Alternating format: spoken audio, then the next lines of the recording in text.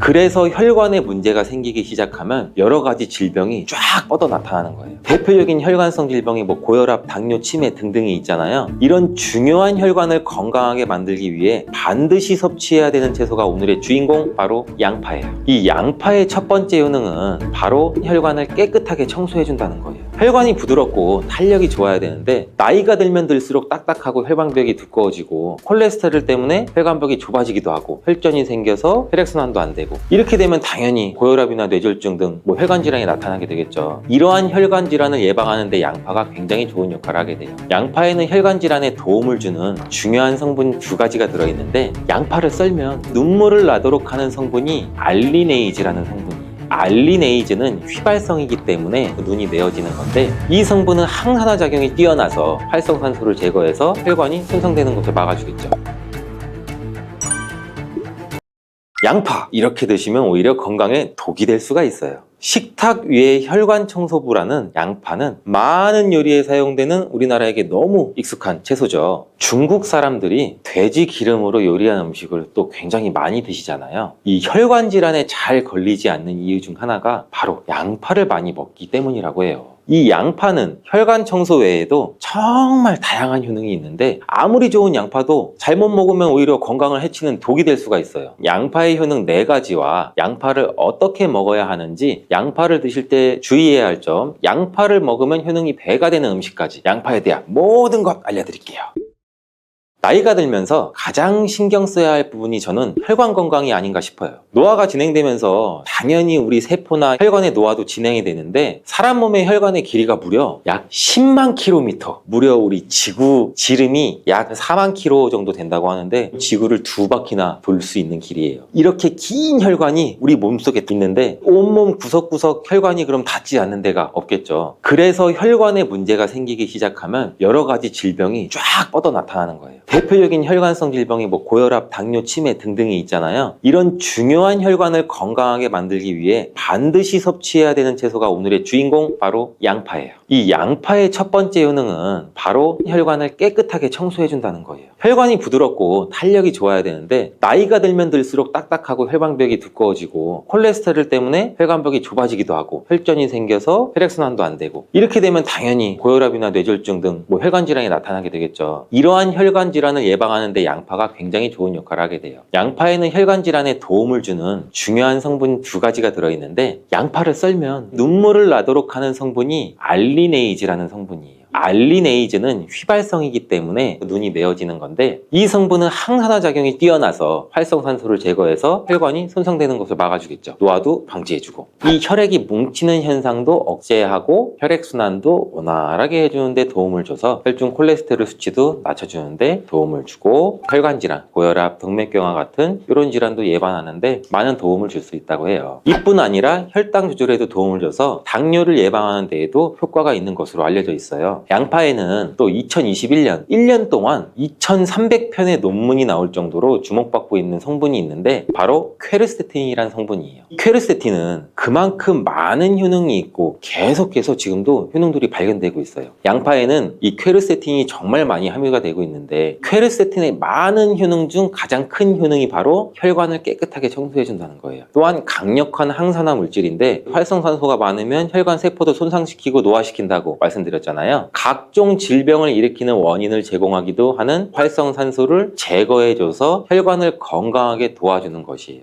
염증도 같이 잡아주고 암도 예방하고 비염에도 도움을 주는 효능도 있다고 많이들 알려져 있죠. 그렇다면 이 퀘르세틴은 양파 전체에 골고루 함유되어 있을까요? 그렇지 않습니다. 양파는 보통 9겹 정도로 이루어져 있는데, 퀘르세틴은 바깥쪽으로 갈수록 함량이 높아져요. 양파의 속살보다는 껍질의 퀘르세틴 함량이 약 30배에서 100배 정도 높게 함유가 되어 있대요. 그래서 이 퀘르세틴을 많이 섭취하려면 양파를 껍질을 드셔야 되는데, 양파 껍질을 먹을 수 있는 방법으로는 차를 우려서 드시는 것을 많이들 권장을 하셔. 시중에 나와 있는 양파 껍질 차를 구매해서 따뜻한 물에 우려서 드신다면 퀘르세틴을 제대로 흡수하지 못해요. 이 양파 껍질에서 퀘르세틴을 용출해서 차로 드시려면 양파 껍질을 1리터 물에 약 20분 정도 센 불로 끓여주시다가 약불로 30분 정도 더 끓여서 드시면 퀘르세틴이 잘 우러난다고 해요. 이렇게 양파 껍질 끓인 물을 따뜻하게 차로 드셔도 되고 냉장고에 보관하셨다가 시원하게 드셔도 좋아요. 양파의 두 번째 효능은 또 항바이러스 작용이에요.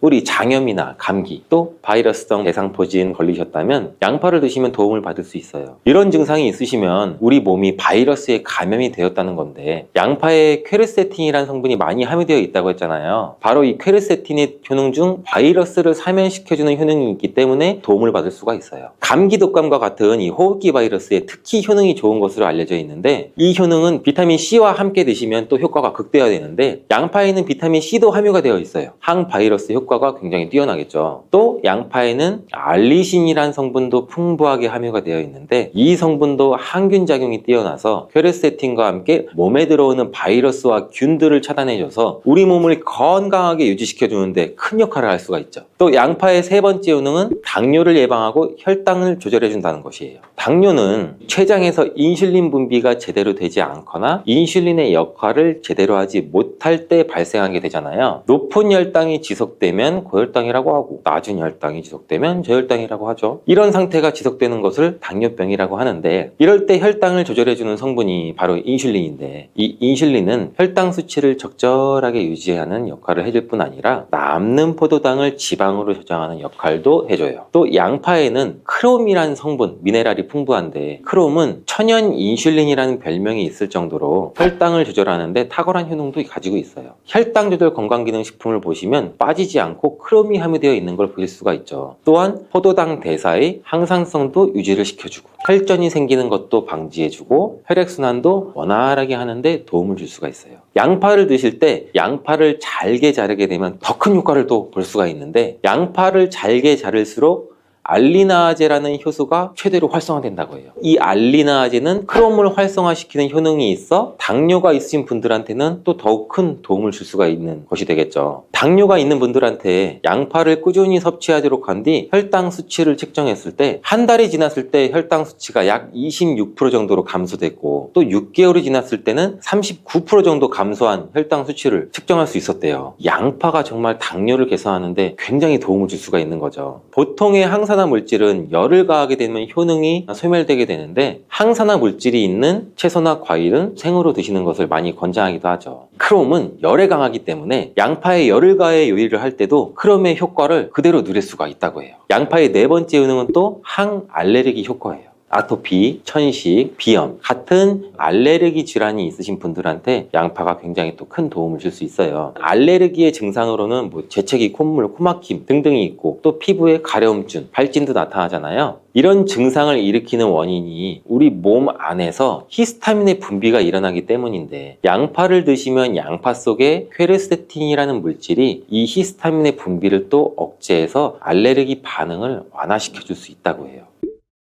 이러한 여러 효능이 있는 양파는 함께 드실 때 효능이 배가 돼서 보약이 되는 잘떡궁합의 식품들이 있는데 첫 번째, 바로 식초예요. 양파를 피클로 만들어 드시면 상큼하니 입안을 개운하게 해주기도 하는데 고기랑 함께 드실 때 참 좋죠. 한 가지 주의할 점은 이런 피클을 만들 때 설탕을 너무 많이 넣으면 오히려 건강에 더 해가 되겠죠. 피클의 맛이 약간은 떨어지더라도 건강을 위해서는 설탕은 빼고 만드시는 것을 추천해 드려요. 또한 식초에는 피로를 유발하는 젖산의 분비를 억제하는 효능이 있고 양파는 피로 회복에 좋은 비타민 B1의 흡수를 촉진하는 효능도 있어 양파와 식초를 함께 드시면 에너지를 충전하고 피로를 회복하는 데 도움을 받을 수가 있죠. 또한 식초는 나쁜 콜레스테롤의 흡수도 억제해서 혈관 건강도 도움을 줘서 우리 몸의 면역력 강화에도 큰 효과가 있습니다. 양파와 함께 드시면 보약이 되는 식품 두 번째는 바로 계란이에요. 이 계란 노른자에는 루테인과 지아잔틴 이 두 가지 중요한 항산화 성분이 풍부합니다. 풍부하게 함유가 되어 있는데, 이 지아잔틴은 자유라디칼이라는 성분으로부터 우리 눈을 보호하죠. 이 자유라디칼은 환경적인 요인이나 노화나 스트레스 등으로 발생해서 우리 세포를 손상시키는 것을 말해요. 눈에 발생하게 되면 심하면 또 실명까지도 이를 수가 있는데, 계란에는 콜린이라는 성분이 함유가 되어 있는데, 콜린은 대표적인 뇌 건강을 좋게 하는 물질이에요. 아세틸콜린이라고 하는 신경 전달 물질을 만드는데도 콜린이 작용하기도 하는데, 이 아세틸콜린이 부족하게 되면 기억력 저하나 학습 능력의 감소, 더 나아가서 이제 치매도 일으킬 수가 있겠죠. 양파의 퀘르세틴과 알리나제 성분으로 혈관을 깨끗하게 하고 활성산소도 제거해서 혈관 세포를 손상도 막아주는 효과랑, 계란의 콜린이 효능이 만나서 뇌혈관을 건강하게 하고 뇌신경을 활발하게 해서 치매 예방에 정말 좋은 음식이 되는 거죠. 양파와 함께 드시면 보약이 되는 식품 세 번째는 마늘입니다. 마늘에는 알싸한 매운맛을 내는 알리신 성분도 들어있는데, 이 성분이 혈중 지질, 콜레스테롤 수치를 낮춰 중성지방도 낮추는데도 굉장히 효과적인 성분이에요. 이를 통해서 혈관의 동맥경화를 방지하는 데 또 도움을 줄 수도 있고, 심혈관 질환을 예방하는 데도 아주 좋은 성분이 될 수가 있죠. 항산화 성분인 폴리페놀이 풍부해서 콜레스테롤이 산화되는 것을 막아서 나쁜 콜레스테롤이 만들어지는 걸 방지해줘요. 또 마늘은 미국 국립암연구소가 선정한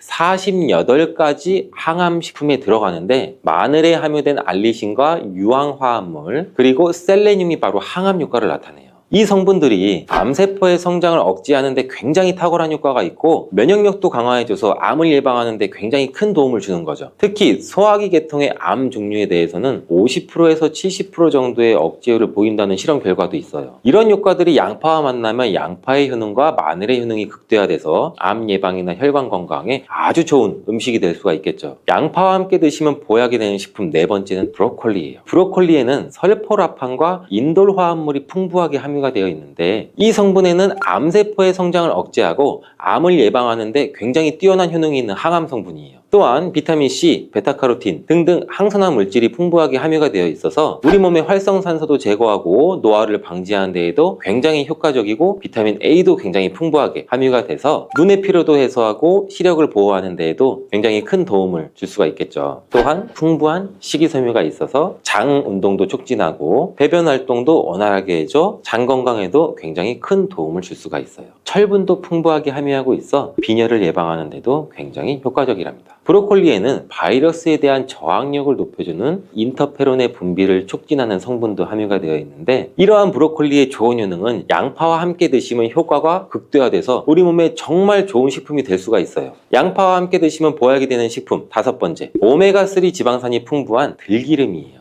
들기름은 오메가3 지방산이 풍부해서 우리 뇌의 신경을 보호하고 염증도 감소시켜주는 효과가 있어요. 또한 이 알파리놀렌산이 풍부한데, 이 성분은 우리 몸에 흡수될 때 이 DHA로 전환이 돼서 기억력을 또 강화시켜줘요. 학습 능력 또한 향상시켜주는 효과도 갖고 있는데, 이 오메가3가 풍부한 등푸른 생선을 섭취해도 같은 효능도 누릴 수가 있어요. 양파와 들기름, 꽁치, 고등어와 같은 등푸른 생선을 드셔도 뇌 건강에 많은 도움을 받을 수가 있죠. 이렇게 몸에 좋은 양파도 드실 때 주의하셔야 되는 분들이 있는데, 첫 번째는 동맥경화를 치료하는 와파린 나트륨이라는 성분의 항응고제를 드시는 분들이에요. 혈전 형성을 방지하는 약과 혈액을 묽게 하는 양파를 같이 드시면 오히려 출혈의 위험이 있으니 주의해서 드시길 바라고요. 두 번째는 소화불량이 있으면서 가스가 잘 차시는 분들은 또 양파를 많이 드시면 안 돼요. 이 양파가 장 건강에 도움이 된다고 해서 양파를 드셨는데 오히려 가스가 차고 속이 불편하신 분들도 있으신데, 이런 분들은 양파를 드실 때 주의해서 조금만 드시길 바래요. 체질적으로 양파와 또 맞지 않는 분들이 있을 수가 있어요. 세 번째로는 간이 약한 분들이에요. 이런 분들은 양파 좋다고 양파를 많이 드시게 되면 오히려 간에 부담이 될 수 있고 간 건강도 해칠 수가 있어요. 네 번째는 양파를 드시면 혀에 배태가 끼고 기미가 올라오는 것이 발견되시면 양파를 드시지 않는 것이 좋아요. 다섯 번째, 정말 중요한 내용인데요. 건강에 좋다고 양파즙 많이 내려 드시는 분들 많죠. 근데 혈당 관리를 해야 되는 당뇨가 있으신 분들과 신장이 안 좋으신 분들은 절대 양파즙을 많이 드시면 안 돼요. 양파즙을 내게 되면 이 농축이 돼서 당도도 같이 올라가요. 그리고 즙 상태로 드시게 되면 흡수도 굉장히 빨라서 혈당이 또 급격하게 올라갈 수가 있고, 양파즙에는 칼륨의 함량도 높은데 당뇨 환자뿐 아니라 신장이 안 좋은 분들이 양파를 마시면 칼륨이 신장에 무리를 줘서 건강이 더욱 악화될 수가 있어요. 칼륨이 잘 배출되지 않아서 몸에 쌓이면 심장에까지도 무리를 주게 되고 심하면 돌연사의 원인이 될 수도 있죠.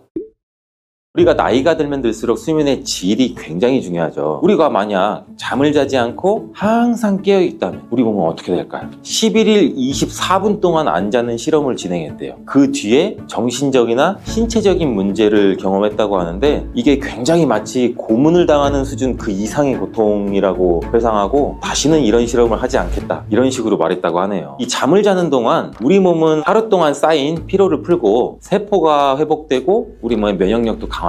특히 우리가 깊은 잠에 들면 우리 몸에서 성장 호르몬이 분비가 되는데 이렇게 우리 신체의 중요한 잠, 이 수면의 기능 4가지 제가 바로 알려드릴게요. 여러분, 하루에 잠을 이만큼 자면 치매 걸릴 확률이 2배나 높아지고 수명은 10년이나 줄어들 수 있어요. 요즘 들어 자고 나신 뒤 개운하지 못하신 분들도 있나요? 아니면 젊었을 때보다 깊게 주무시지 못하고 자주 깨시는 분들이 있나요? 우리의 수면은 우리의 몸과 마음에 미치는 영향이 굉장히 커요. 제대로 된 수면 습관을 갖는 것이 건강을 지키는 중요한 방법인데 우리가 나이가 들면 들수록 수면의 질이 굉장히 중요하죠. 오늘은 건강한 잠에 대한 정보들 그리고 숙면을 취하기 위한 방법에 대해서 자세히 한번 알아보도록 하는 시간을 가질게요. 잠은 우리 신체에 매우 중요한 역할을 하고 있는데 우리가 만약 잠을 자지 않고 항상 깨어 있다면 우리 몸은 어떻게 될까요? 그리고 또 본인 스스로 잠을 자지 않는 실험을 한 사람도 있는데 기네스북에 기록된 랜디 가드너라는 사람인데 놀랍게도 이 랜디 가드너는 11일 24분 동안 안 자는 실험을 진행했대요. 그 뒤에 정신적이나 신체적인 문제를 경험했다고 하는데 이게 굉장히 마치 고문을 당하는 수준 그 이상의 고통이라고 회상하고 다시는 이런 실험을 하지 않겠다 이런 식으로 말했다고 하네요. 이렇게 우리 신체의 중요한 잠, 이 수면의 기능 4가지 제가 바로 알려드릴게요. 수면의 기능 첫 번째는 우리 몸의 신체 회복과 우리 몸의 면역력에 대한 유지예요. 이 잠은 단순히 피곤을 풀기 위한 시간이 아니라는 점은 알고 계시나요? 이 잠을 자는 동안 우리 몸은 하루 동안 쌓인 피로를 풀고 세포가 회복되고 우리 몸의 면역력도 강화돼요. 특히 우리가 깊은 잠에 들면 우리 몸에서 성장 호르몬이 분비가 되는데 또 성장 호르몬은 성장기나 아기 때만 나오는 거 아니냐고 이렇게 생각하시는 분들도 많으시죠? 이 성장 호르몬은 성인이 돼서도 계속 나와요. 이 호르몬은 세포 재생을 촉진하고 근육 회복과 조직 복구에 굉장히 중요한 역할을 해요. 나이가 들면서는 이 부분이 조금 더 크게 비중을 차지하는 거죠. 특히 우리가 운동을 하신 뒤에는 우리 몸의 근육 조직이 손상이 되는데 이때 성장 호르몬이 분비돼서 또 근육의 회복을 도와요. 또 수면 중에는 이 심박수랑 혈압이 낮아져서 우리 몸의 심혈관계에 휴식도 주고 이로 인해서 신체 전반적인 회복이 또 촉진이 되죠. 또 수면 중에는 우리 몸의 면역세포인 T세포와 사이토카인이라는 물질이 활발히 분비가 되는데 이 세포들은 우리 몸에서 병원균이 들어오면은 싸우는 역할을 하죠. 우리 몸의 보호막 그리고 감염이나 질병에 대한 방어력도 증가시켜요. 따라서 우리가 충분한 수면을 취하지 않으면 우리 몸의 신체 회복이 느리고 면역력도 떨어지고 감염이나 질병에 쉽게 노출이 될 수 있다는 것 여러분 한번 기억해 두셔야 돼요. 두 번째는 정신 건강에 대한 영향을 줘요. 수면은 우리의 정신 건강에도 굉장히 중요한데 수면 중 우리의 뇌는 하루 동안 겪은 일들을 하나씩 정리하고 또 감정적으로도 안정된 상태를 유지하려고 해요. 만약에 우리가 잠을 충분히 자지 않으면 스트레스와 불안감이 쌓여서 정신적으로 굉장히 또 불안해질 수가 있고 불안정해질 수가 있어요. 또 이러한 수면 부족은 우울증이나 불안장애 같은 정신적인 문제를 일으킬 수가 있어요. 정기적인 수면은 우리 몸의 감정을 조절하고 마음의 평화를 유지하는데도 굉장히 중요한 요소 중에 하나예요. 자, 세 번째, 수면의 기능은 기억력과 학습 능력의 향상이에요. 우리 뇌는 잠을 잘 때 깨어 있을 때 학습한 내용들을 하나씩 정리하고 그 기억을 강화하는 과정을 거친다는 것 알고 계시나요? 공부나 일을 할 때 밤에 충분히 잠을 자면 다음날 더 잘 기억하고 새로운 정보를 학습하고 밤을 새거나 충분한 수면을 이루지 못한 날은 자꾸 실수하고 어떤 것을 배웠는지 생각이 안 나는 이러한 경험들도 다들 있으실 거예요. 연구에 따르면 수면은 우리 뇌에서 정보를 처리하고 기억을 확실히 하는 중요한 역할을 한다고 하는데 잠을 자는 동안 뇌 신경 전달하는 세포가 있는데 그 시냅스 연결이 강화가 돼요. 이는 새로운 정보나 기술을 학습한 뒤에 우리가 그 정보를 장기 기억으로 전환하는 데 도움을 주는 역할을 하죠. 그래서 충분한 수면을 취하는 것은 특히 학습이나 직장에서의 업무 효율성에 행동에 굉장히 직접적인 영향을 미쳐요. 네 번째 수면의 기능은 우리 체중 관리에 도움이 되죠. 수면은 체중과도 굉장히 깊은 연관이 있는데 수면이 부족하면 우리 몸의 호르몬 균형이 먼저 깨져요. 배고픔을 유발하고 식욕을 촉진시키는 호르몬인 그렐린이라는 호르몬이 있는데 그게 증가하게 되죠. 이 그렐린 수치가 높으면 식욕이 강해지고 또 과식을 하거나 우리가 고칼로리 음식을 더 많이 먹게 돼요. 반대로 수면이 우리가 부족하게 되면 우리 몸에 포만감을 느끼게 해주는 호르몬이 있어요. 이 렙틴이라는 호르몬인데 이건 오히려 감소하게 돼요. 이렇게 되면 아무리 먹어도 포만감을 잘 느끼지 못하고 배고픔을 굉장히 많이 느끼게 되죠. 그래서 과식을 할 수가 있고 야식을 찾게 되는 일도 늘어날 수가 있죠. 장기적으로 보면 체중 증가도 유발하고 또한 이러한 수면 부족은 인슐린 저항성도 증가시켜 당뇨와 같은 대사질환까지도 생길 수가 있죠. 그래서 우리가 수면을 잘 취하는 것이 체중 관리와 대사 건강을 유지하는데 매우 중요한 역할을 한다는 거 잊지 마세요. 이렇게 우리 몸에 중요한 수면, 혹시 나이가 들수록 잠이 들어들고 또 깊은 잠을 못 자는 날이 많아진다고 생각되시는 분 있나요? 어른들이 나이가 들면 잠이 줄고 일찍 깬다고 하는 것, 이런 말씀도 많이 들어보셨잖아요. 사실 이 이야기에는 굉장히 여러 가지 많은 근거가 있는데 여러 가지 신체적, 생리적 변화들에 의해서 영향을 많이 받기 때문이에요. 노화가 진행되면 진행될수록 수면이 단축되는 이유, 제가 지금 바로 알려드릴게요.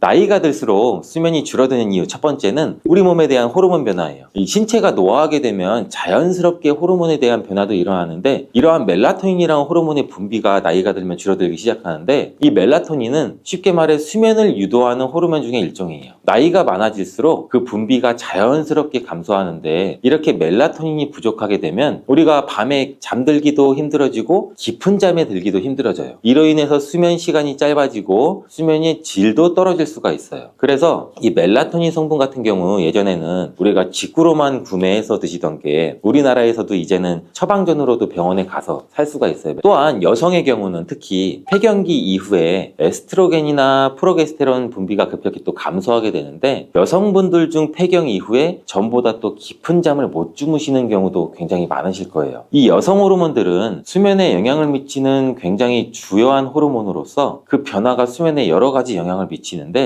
에스트로겐은 수면의 질을 향상시켜주는 역할을 하고 프로게스테론은 진정 효과가 어느 정도 있어서 우리 몸의 이완과 수면 유도를 돕기도 해요. 하지만 여성분들이 폐경 이후에는 이 호르몬들이 급격히 감소하게 돼서 수면의 질이 떨어지거나 불면증이 발생할 수가 있을 가능성이 높아지죠. 또한 폐경기 여성은 갱년기 증상으로 인한 홍조, 발한, 불면증 이러한 같은 증상으로 인해서 수면이 방해될 수가 있고 결국 이러한 증상은 호르몬 불균형에 의해 나타난다는 것이죠. 두 번째 이유는 우리 몸의 생체 리듬의 변화예요. 우리의 생체 리듬은 24시간 주기로 돌아가면서 나이가 들수록 이 리듬이 자연스럽게 변하게 돼요. 특히 노년기에 접어들면 이른 아침에 일어나게 되는 경향이 되게 뚜렷해지고 저녁에는 또 일찍 졸린 경우가 굉장히 많아요. 이러한 생체 리듬의 변화로 인해서 밤 시간 동안의 수면 시간이 단축이 되거나 불규칙한 수면 패턴도 나타날 수가 있죠. 세 번째는 심리적인 요인의 작용 때문이에요. 요새 걱정이 있어서 잠을 못 이루시는 분들 있으시죠? 노화가 진행되면서 자연스럽게 삶의 변화랑 스트레스, 외로움 등의 심리적인 요인도 수면에 굉장히 영향을 많이 끼쳐요. 예를 들어 은퇴하신 뒤에 일상에 변화가 생기거나 가족과의 관계에서 또 문제가 있거나 변화가 있을 때 불안이나 스트레스가 많이 쌓일 수가 있죠. 이러한 심리적인 요인들이 수면에 방해가 돼서 잠을 자도 깊게 잘 자지 못하거나 자주 깨는 현상도 굉장히 많이 나타날 수가 있는 거죠. 혹시 불면증이 있을 분들도 굉장히 많으시죠? 이러한 불면증은 충분한 수면을 취할 수 없는 수면장애로 일상적인 생활을 하는데 매우 큰 영향을 주게 돼요. 그 영향은 이 신체적이나 정신적인 상태에서 굉장히 크게 나타나는데 수면장애로 발생하는 증상들에는 어떤 것이 있는지 제가 빠르게 알려드릴게요.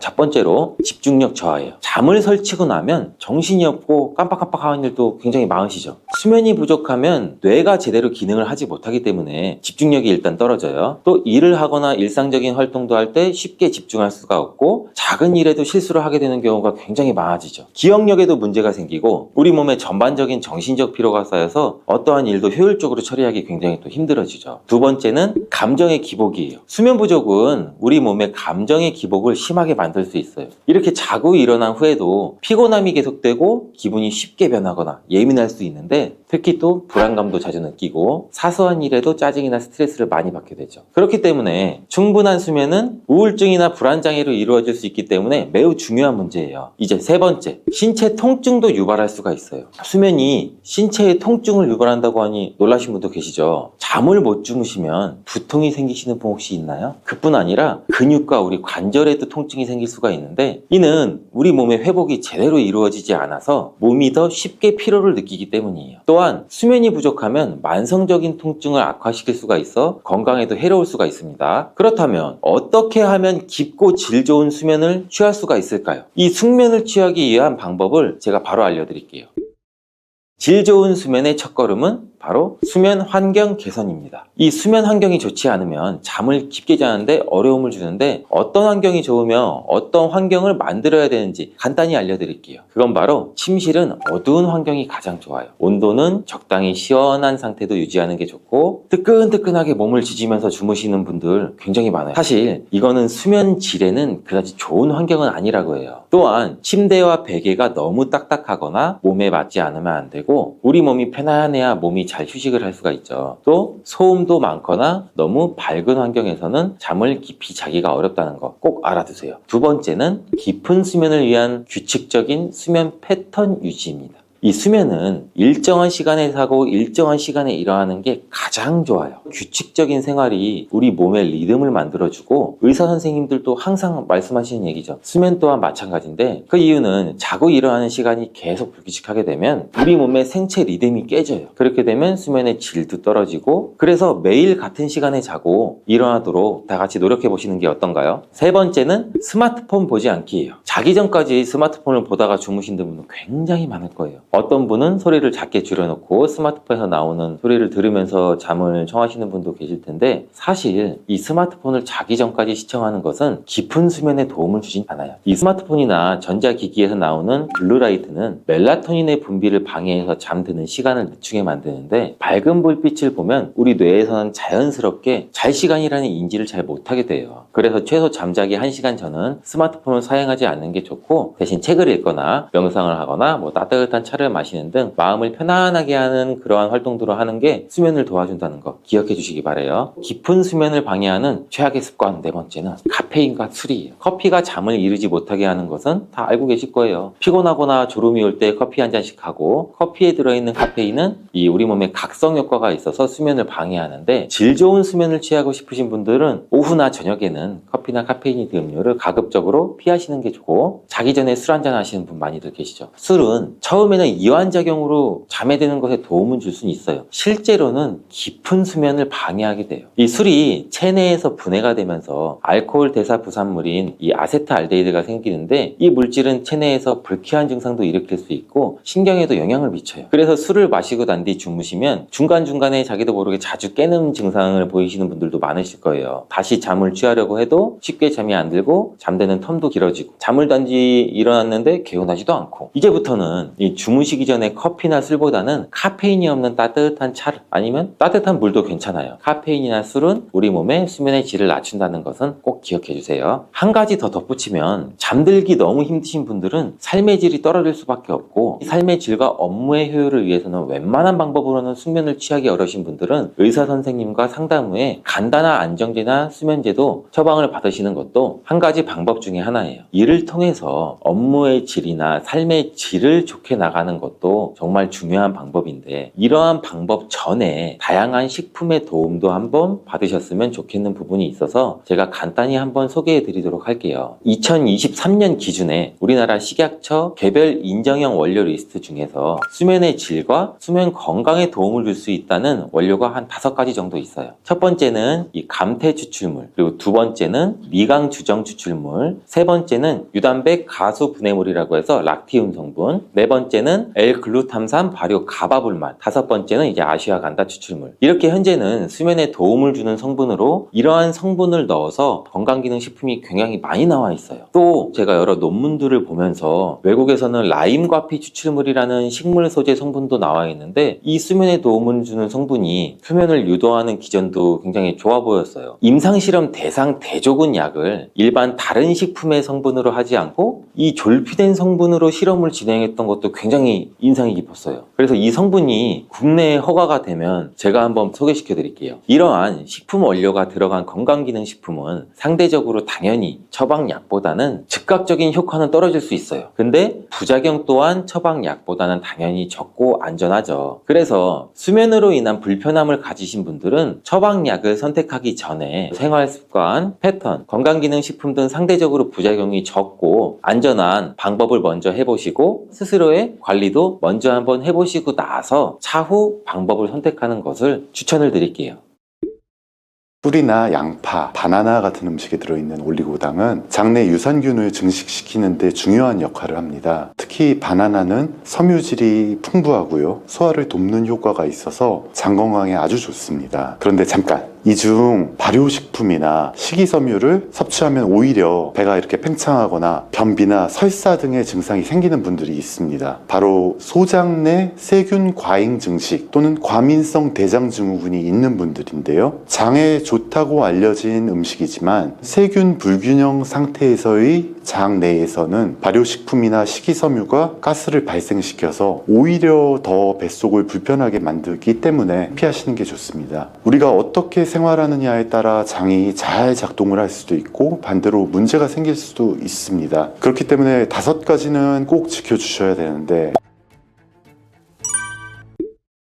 여러분, 배탈이 나거나 속이 더부룩해서 소화제나 가스활명수를 먹어본 경우가 한 번씩은 있으실 겁니다. 그러다가 오히려 증상이 더 악화될 수 있다는 사실을 알고 계셨습니까? 그것은 단순한 소화불량이 아닐 수 있기 때문입니다. 사실 이런 증상들은 소장내 세균 과잉 증식이나 과민성 대장 증후군 때문일 수 있습니다. 오늘은 장 건강을 지키는 방법과 함께 여러분이 어떻게 이 장을 건강하게 유지할 수 있을지 쉽게 말씀드리려고 합니다. 특히 장 건강을 위한 식습관과 생활습관에 대해 자세히 말씀을 드릴 테니 끝까지 들어보십시오.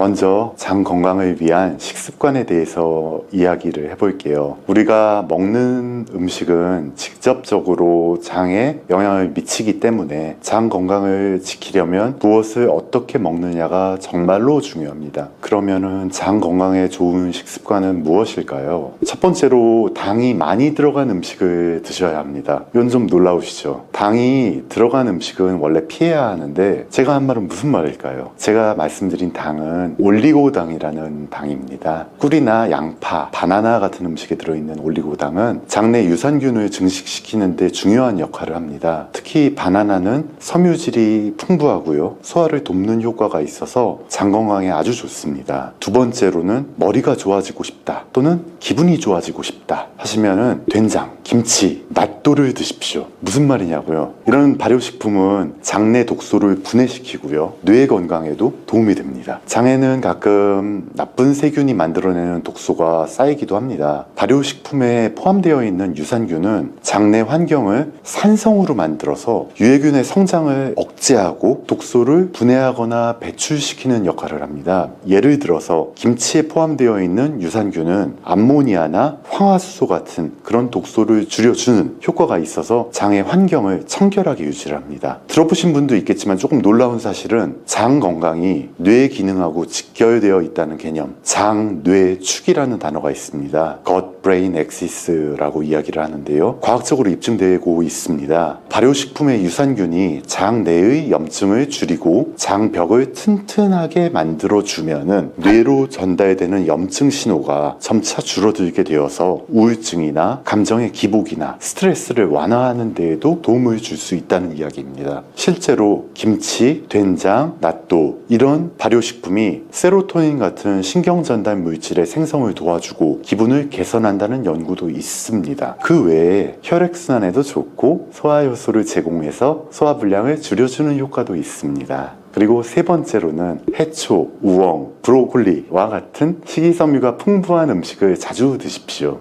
해초에는 알긴산 성분이 들어있어서 변비를 완화하고 장내 세균총을 정화하는 데 도움이 됩니다. 그리고 우엉에는 프리바이오틱스 성분이 있는데 이거는 장내 유익균들의 먹이입니다. 그래서 장 건강을 지키는 데 도움이 되고요. 브로콜리는 비타민과 미네랄이 풍부해서 장 점막을 보호하고 염증을 줄여줍니다. 이러한 식이섬유는 장을 건강하게 만드는 데 중요한 역할을 해요. 네 번째로는 불포화 지방산이 풍부한 음식을 드십시오. 등푸른 생선, 연어, 아마유 같은 불포화 지방산이 풍부한 음식도 장 건강에 중요합니다. 이들 음식은 장내 염증을 줄여주고 유익균이 잘 자라도록 도와줍니다. 불포화 지방산은 장 건강뿐만이 아니라 심장, 혈관, 계통에도 좋은 영향을 미치기 때문에 꾸준히 잡수시는 게 좋아요. 그런데 잠깐, 이 중 발효식품이나 식이섬유를 섭취하면 오히려 배가 이렇게 팽창하거나 변비나 설사 등의 증상이 생기는 분들이 있습니다. 바로 소장 내 세균 과잉 증식 또는 과민성 대장 증후군이 있는 분들인데요. 장에 좋다고 알려진 음식이지만 세균 불균형 상태에서의 장 내에서는 발효식품이나 식이섬유가 가스를 발생시켜서 오히려 더 뱃속을 불편하게 만들기 때문에 피하시는 게 좋습니다. 이 내용에 대해서 더 궁금하신 점이나 문의하실 점이 있으신 분들은 고정 댓글에 있는 정보를 통해서 문의를 주시면 상세하게 상담을 해드리도록 하겠습니다.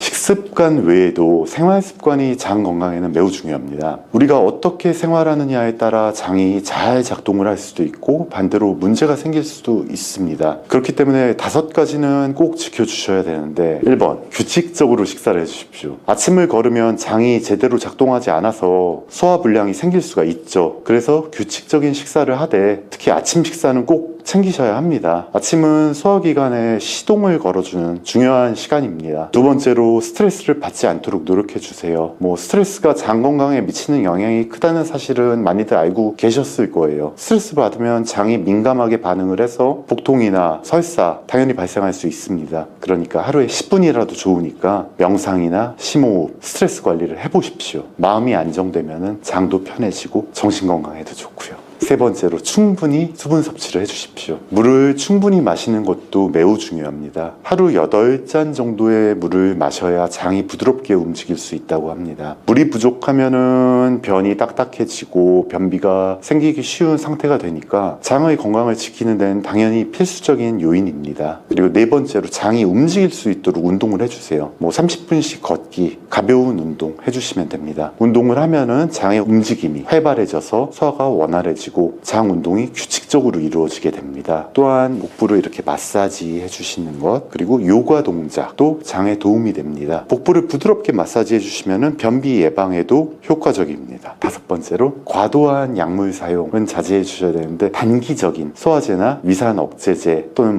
항생제나 진통제, 항불안제 이런 약물 사용은 저희가 필요에 따라 드립니다. 그렇지만 약물에 대해서 의존하게 되고 장 건강을 해칠 우려가 있습니다. 소화제나 위산 억제제들을 항시 복용하시는 분들 많이 계십니다. 점점 효과도 떨어지고 원인에 대한 근본적인 해결 없이 약 복용만 지속하시게 되면은 이 자연적인 신체의 반응 대신에 약에 의존하게 돼서 장내의 불균형을 유발하게 되는 악순환이 될 수도 있습니다.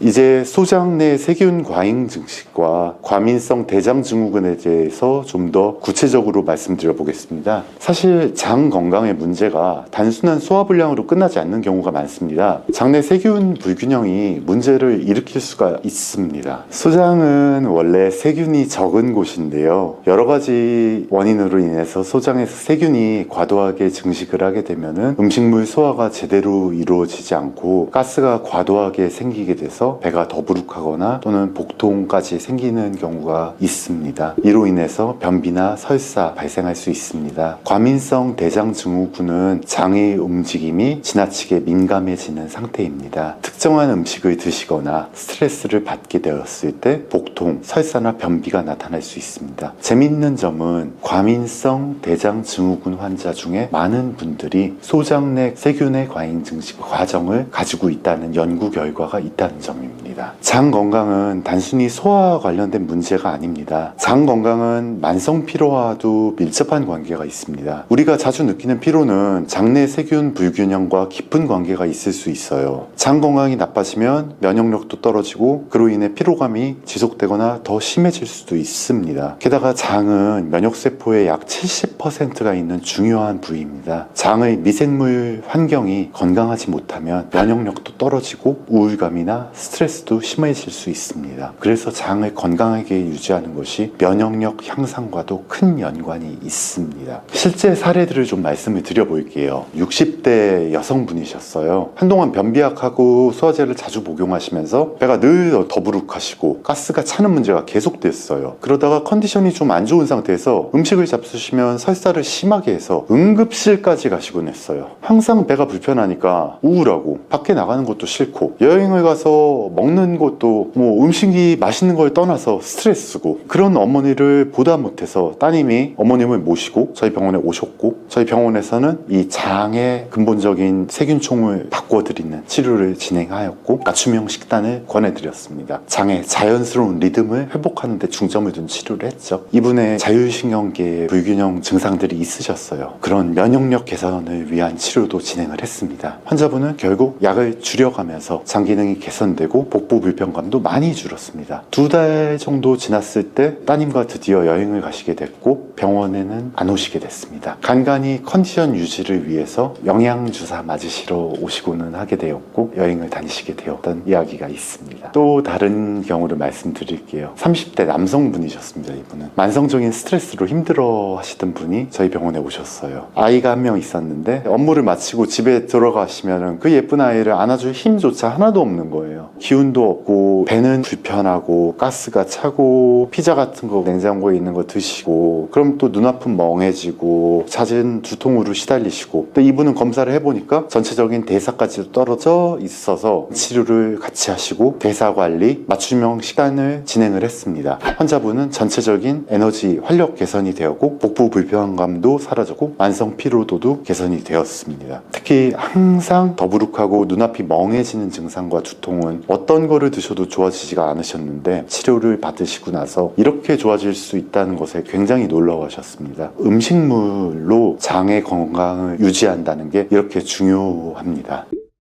여러분 혹시 소화가 안 될 때 피부가 이렇게 확 뒤집어지거나 머리가 지끈지끈하거나 이런 느낌 받으신 적 있으십니까? 장 건강이 안 좋아지면 귀에서 삑 하는 소리 들리거나 이러실 수도 있습니다. 건강한 장벽은 촘촘하게 박혀 있습니다. 음식은 영양소만 통과하고 나쁜 물질은 못 들어가게 서로 이렇게 어깨동무를 하고 있거든요. 근데 소화가 안 되고 가공식품이나 자극적인 음식에 장 세포가 노출이 되게 되면은 장벽이 손상이 되면서 틈이 생기게 되고, 이 틈을 통해서 소화되지 않은 음식물, 독소, 세균이 들어가게 되고 혈관으로 빠져나가면서 온몸에 염증을 일으키게 됩니다. 그럼 장에서 새어나온 물질들이 우리 몸 전체에 영향을 미치게 되고, 이 장은 단순히 소화기관이 아니라 우리 몸의 염증과 면역의 중심이기 때문에 장벽이 손상이 되면은 침입자로 인식된 물질들이 면역 체계를 자극해서 온 몸에서 염증 반응을 일으킵니다. 특히 염증 물질이 혈액을 타고 뇌, 귀, 피부 이런 데까지 영향을 미치게 되죠. 장누수 증후군, 이명이 어떻게 연결되는지를 말씀을 드릴게요. 이명은 귀에서 이제 삐 하는 소리가 들리는 증상인데 뇌에 문제가 생기면서 발생을 합니다. 장벽에서 새어나온 독소와 염증 물질이 혈액을 통해서 뇌와 신경계로 전달이 됩니다. 이 염증이 귀 주변의 신경을 자극하면서 이명을 유발할 수 있습니다. 장과 뇌는 장, 뇌, 축이라는 연결망으로 소통하고 있습니다. 장에서 발생한 염증이 신경계를 통해 청각신경까지 영향을 미치면 이명 증상이 악화될 수가 있습니다. 장벽 손상으로 인해서 미네랄, 특히 마그네슘이나 아연 흡수가 제대로 이루어지지 않으면 이 역시 청각신경에 나쁜 영향을 줘서 이명이 심해질 수 있습니다. 이명은 단순히 귀의 문제로 끝나는 것이 아니라 장의 건강과 깊은 연관이 있다는 점입니다. 그 외에 장누수 증후군은 여드름, 습진, 아토피, 만성 피로, 두통, 멍한 느낌, 잦은 감기나 알레르기, 다양한 전신 증상을 일으킬 수 있습니다. 이 모든 게 소화불량, 장누수 증후군으로부터 시작될 수 있다는 사실이 놀랍지 않습니까?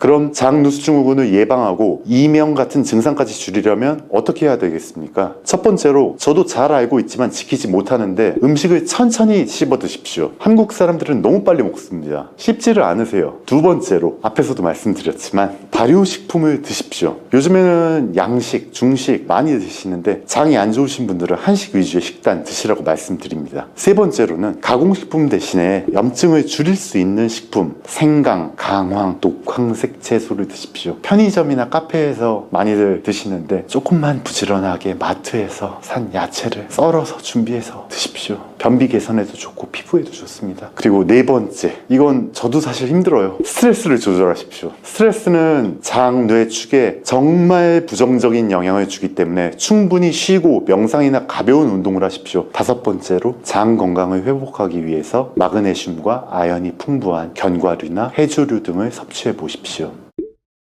취나물에는 칼슘과 비타민 K가 풍부해요. 이 성분들은 뼈 건강에 도움을 줄 수가 있겠죠. 하지만 수산 성분 또한 많아서 결석을 유발할 수가 있어요. 과거에 요로결석에 걸렸던 분들은 취나물의 수산 성분이 몸속에 칼슘과 결합하면서 결석을 유발할 수는 있죠. 그렇다고 취나물을 전혀 드시지 못하는 건 아니고 생으로 드시는 것보다는 끓는 물에 30초 정도 데쳐서 수산 성분을 없애주는 것이 중요해요. 데치실 때 소금을 소량 넣어주면 비타민 C의 손실을 또 예방할 수가 있대요. 소금도 한 꼬집 넣어주시고 이제부터는 결석이 생기는 것을 피하고 싶으신 분들은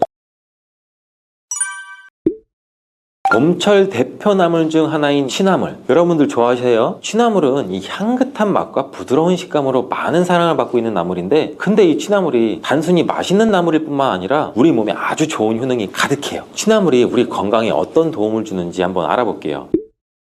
취나물의 효능 첫 번째는 면역력을 높여줘요. 요즘처럼 환절기, 바이러스가 유행하는 시기에는 면역력을 키우는 것이 중요해요. 면역력이 떨어지면 감기는 물론이고 여러 가지 질병에 쉽게 걸릴 수 있어서 우리의 일상생활에 큰 영향을 주게 되죠. 그렇다면 취나물이 어떻게 면역력을 높이는 데 도움이 될까요? 취나물에는 다양한 비타민과 미네랄이 풍부하다는 거 알고 계셨나요 혹시? 특히 비타민 C가 많이 들어있어서 면역력을 높이는 데 좋은 효과가 있는데, 비타민 C는 강력한 항산화제로 우리 몸이 외부에서 들어오는 바이러스나 세균과 싸울 수 있도록 도와주는 역할을 하는 거예요. 그뿐 아니라 취나물에 들어있는 식이섬유는 장 건강을 돕는데, 장은 면역세포의 70%가 존재하는 기관이라서 장이 건강해야 우리 몸의 면역력도 높아진다고 볼 수 있어요. 그래서 취나물을 꾸준히 섭취하면 장에 있는 환경이 좋아지고 면역력이 강화될 수가 있는 거죠. 취나물이 우리의 면역력에 좋은 이유가 더 있는데, 여기 들어있는 베타카로틴은 우리 몸에서 비타민 A로 전환이 되면서 면역세포를 활성화시켜주는 역할도 해줘요. 비타민 A가 몸속에 유해한 물질이 들어오지 않도록 보호해줘서 면역력을 높여주는 거예요. 또한 칼슘과 철분들도 풍부하게 함유가 돼 있어서 뼈 건강과 혈액순환에도 도움을 줘요. 혈액순환이 잘 돼야지 몸이 건강해지고 면역력도 자연스럽게 올라가겠죠. 취나물은 면역력 지킴이라고 불러도 되지 않을까요? 향긋한 봄철 나물 취나물의 효능 두 번째는 바로 녹내장 예방이에요. 취나물이 눈 건강, 특히 녹내장 예방에 도움이 된다는 사실 놀라셨죠? 녹내장은 시신경이 손상되면서 시야가 좁아지는 질환으로 심할 경우 실명까지 이어질 수가 있어요. 주의가 필요한데, 노화가 진행되고 있는 노년층에게 눈 건강이 중요하죠. 취나물이 그럼 어떻게 녹내장 예방에 도움을 줄까요? 그 비밀은 바로 취나물에 함유된 베타카로틴과 루테인, 지아잔틴 같은 항산화 성분인데, 베타카로틴은 우리 몸에서 비타민 A로 변환이 되잖아요. 비타민 A는 눈의 점막도 보호해주고 피로도 줄여주는 역할을 하고, 취나물에 들어있는 루테인과 지아잔틴 성분은 황반을 보호하는 성분으로 빛에 의한 산화적인 스트레스로부터 눈을 지켜주는 역할을 해줘요. 특히 녹내장은 눈의 압력이 상승하면서 신경이 손상되는 질환인데, 항산화 성분이 풍부한 취나물을 섭취하면 산화 스트레스를 줄여주고 시신경 보호에도 도움을 준다고 하니 녹내장 예방을 위해서는 취나물을 밥상에 자주 올리는 게 도움이 되겠죠. 봄철 대표 나물 취나물의 세 번째 효능은 바로 장 건강 증진이에요. 대장은 우리 몸에서 노폐물을 배출하는 중요한 기관인데, 하지만 나이가 들수록 장 운동이 둔해지신다고 느끼시는 분 없으세요? 노화가 진행되면 변비나 대장 건강 문제가 생기기 쉬운데, 이런 대장 건강을 챙기는 데 도움이 되는 식품 중 하나가 취나물이에요. 취나물에는 풍부한 식이섬유가 들어있는데, 이 식이섬유가 장 운동을 활발하게 해주고 노폐물이 원활하게 배출될 수 있도록 도와줘서 변비로 고생하시는 분들한테는 취나물이 특히 좋은 식품이라고 할 수 있죠. 뿐만 아니라 취나물에는 수분이 많아서 우리 장점막을 촉촉하게 유지해주고 장벽이 건조해지는 것을 막아주는 역할도 해줘요. 대장 건강을 챙기면 수분과 식이섬유를 충분하게 섭취하는 것이 중요한데, 취나물은 두 가지 요소를 모두 갖추고 있어서 대장 건강에 아주 최고의 식품이라고 할 수 있어요. 향긋한 취나물의 네 번째 효능은 피로 회복이에요. 나이가 들면 아무래도 피로가 쌓이게 되죠. 충분히 휴식을 취해도 몸이 개운하지 않고, 이렇게 피로를 회복하는 데 도움이 되는 것이 바로 취나물이에요. 취나물에는 비타민 B군과 미네랄 미네랄이 풍부하게 들어있어서 에너지를 생성하는 데 도움을 주게 되는데, 특히 비타민 B2는 우리 몸의 신진대사를 활발하게 해줘요. 에너지 생성을 촉진하는 역할도 해주고 피로회복에 아주 좋은 효과가 있죠. 취나물에는 칼륨 또한 매우 풍부한데, 칼륨은 우리 몸의 나트륨 배출도 좋고 혈압도 조절해주고, 혈압이 안정적으로 유지되면 혈액순환도 잘 되고 몸도 가볍고 개운해지는 느낌도 받을 수가 있겠죠. 취나물을 드시면 몸이 무겁고 피곤한 느낌이 줄어드는데도 도움이 돼요. 여기에 하나 더, 취나물이 피로회복에 좋은 이유는 플라보노이드와 같은 항산화 물질이 풍부하게 들어있어서인데, 경기도 보건환경연구원의 조사 결과에 의하면 취나물에는 항산화 물질의 인종인 이 클로로젠산이 100g당 약 40ml로 매우 풍부하게 함유되어 있다고 해요. 활성산소는 우리 몸의 세포를 손상시키고 노화를 촉진하는데, 이 항산화 성분들이 우리 몸의 활성산소를 제거해주는 데 도움을 주면서 신체 피로회복뿐만 아니라 노화 예방에도 효과적이죠. 특유의 향이 매력적이고 비타민과 미네랄이 풍부해서 건강에도 참 좋은 취나물. 근데 아무 의식과 조합해도 맛있을까요? 그렇진 않죠. 맛과 영양 둘 다 잡은 궁합이 잘 맞는 식재료와 함께 먹으면 맛도 좋고 영양도 높고, 취나물과 궁합이 좋은 재료와 그 요리법을 제가 소개해 드릴게요.